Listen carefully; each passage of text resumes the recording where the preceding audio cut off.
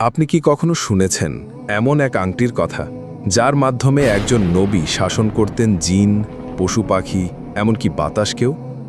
হ্যাঁ, আজ আমরা জানব সেই রহস্যময় আংটির কাহিনী, যা ছিল হজরত সুলাইমান আলাইহিস সালামের হাতে। একটি অলৌকিক উপহার যা শুধু তার রাজ্য নয়, বরং ইতিহাসকেও করে তুলেছে বিস্ময়কর।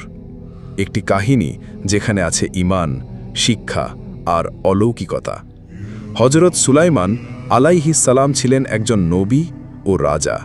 আল্লাহ তাআলা তাকে দান করেছিলেন এমন সব মুজিজা যা পৃথিবীর আর কোনো মানুষের ভাগ্যে আসেনি। তার বিখ্যাত আংটিটি ছিল একটি বিশেষ নিদর্শন।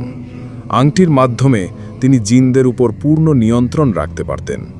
তারা তার নির্দেশে তৈরি করত প্রাসাদ, মসজিদ, মূর্তি ও বড় বড় পাত্র। পশু পাখি ও বাতাসও তার হুকুম মানত। এই আংটি ছিল আল্লাহর পক্ষ থেকে একটি অলৌকিক উপহার, যার মধ্য দিয়ে তিনি যোগাযোগ করতেন প্রাণীজগৎ ও অদৃশ্য জগতের সাথে।